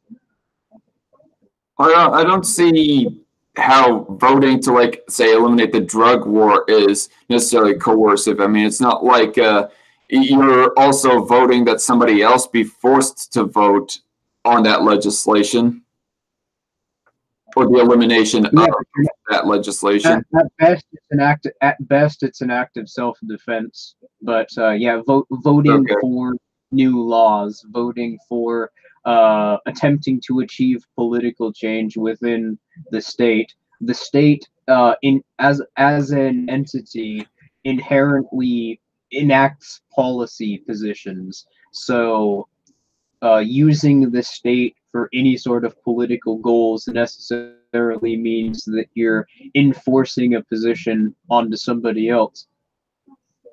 I mean, I will agree that vote.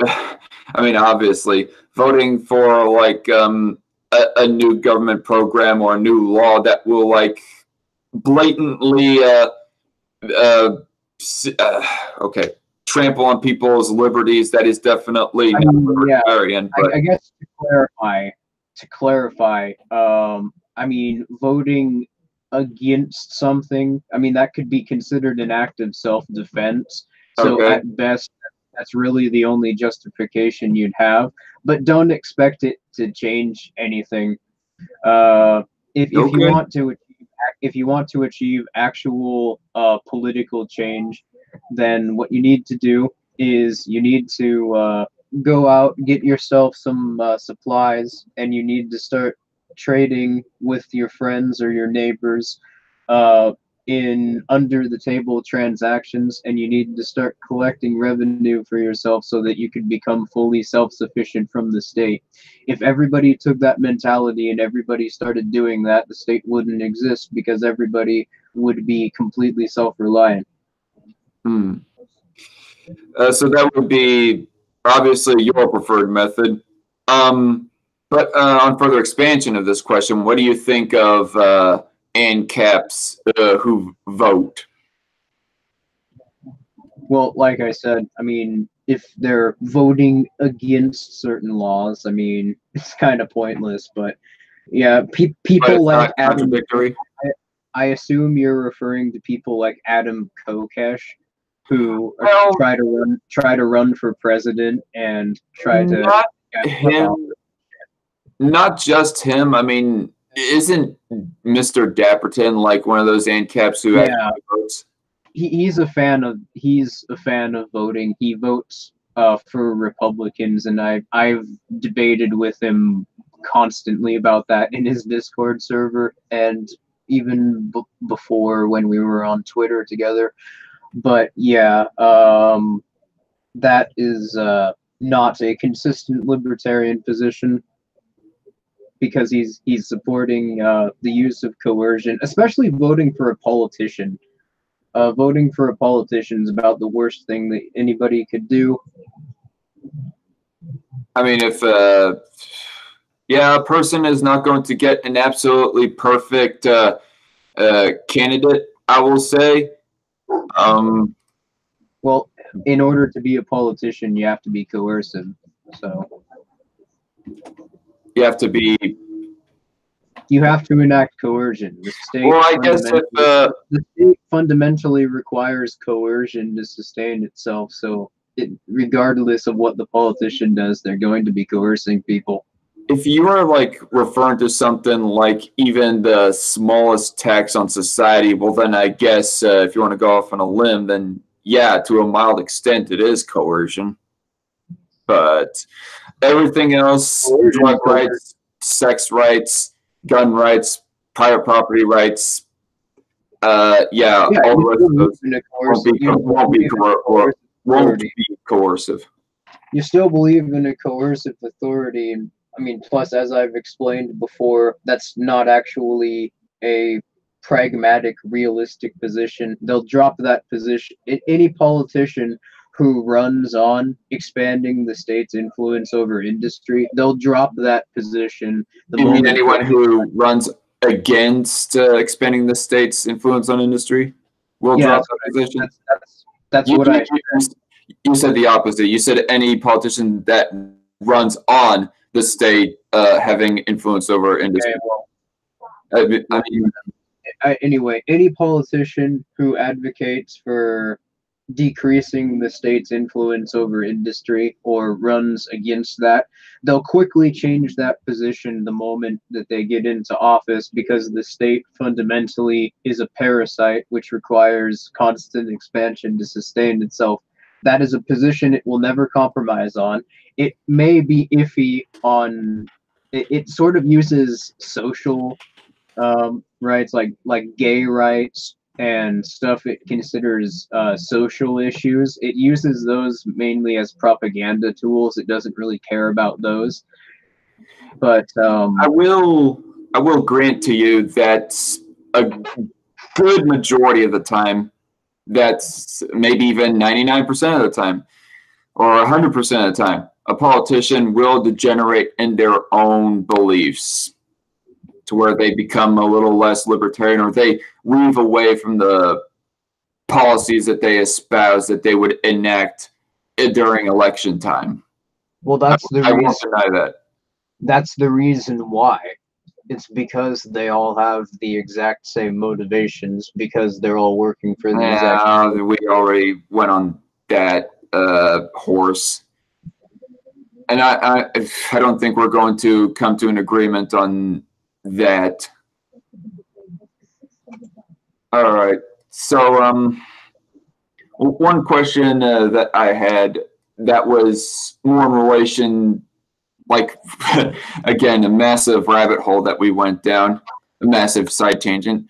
But something that you said regarding immigration, and one question that I asked on there was, do you believe that that illegal immigration, more specifically, should be curtailed in order to prevent more usage or illegitimate usage of welfare? But then you said no. And so kind of what I want to ask, an expansion of what was originally said on Nate's stream, is what do you believe that illegal immigration should ultimately be allowed? I mean, don't take that as passively aggressively or anything like that. That's a legitimate question. Do you believe that illegal immigration should just be allowed? Well, there's nothing unethical about traveling, so that's my position on the immigration issue. I mean, we could get a bit more nuanced than that. I mean, the stream, we've been going on for 2 hours, and I thought the cap was 2 hours, and I definitely could go on, but yeah, that's one issue where there isn't actually an objective ethical principle which would make somebody traveling from point A to point B demonstrably unethical. So obviously, I wouldn't say I support illegal immigration. I would argue that that's because that's shifting the burden of proof onto the people who are simply attempting to travel. No, the burden of proof rests on the state for establishing borders and establishing immigration laws. Well, yeah, you're right. It has been 2 hours, and I have other stuff that I kind of want to get on to doing. I kind of wish that we could have got more into immigration. That was one of the big things I wanted to get into. But we did talk largely about the state, though. So yeah, that was fun. We could have another stream about immigration if you want, some other time. Yeah, I'll keep that in mind. Although there's some other people that I also wanted to interview about, just politics in general. So, all right, that's fine. All right. So to everybody in the chat, thanks for your contribution. I'm sorry that I could not get to every single chat comment in there, but this conversation has been pretty lively. I mean, there are like dozens, if not over 100, of chat comments laid in here by at least half a dozen people. So I filled the stream. I showed the stream in my Discord server, so that's probably where they're all coming from. All right, I see. So, thank you, Esoteric Entity or Esoteric the Free, for joining. And no problem. Yeah, all that I have to say regarding minarchism and anarcho-capitalism is, ANCAPs, please recognize that minarchists are a common ally in a lot of ways. Not in everything. Yes, we are going to disagree on a few of those issues, but in a lot of ways, I would say that us minarchists and you ANCAPs are common allies in a lot of ways. And I would say that all minarchists do is shift the Overton window towards authoritarianism within the libertarian debate. So I don't consider you common allies, but I'm not necessarily hostile towards you. Common allies in preserving gun rights and against the drug war, and depending on what people's issue on abortion is, and so on and so forth. There's an example. But I guess I ought to close out the stream before we get even more dragged out. But it's nice talking. Yep. Have a good night, everybody. See y'all later. And this has been Strike Force. This has been the Dark Conservatarian, and see y'all later. God bless.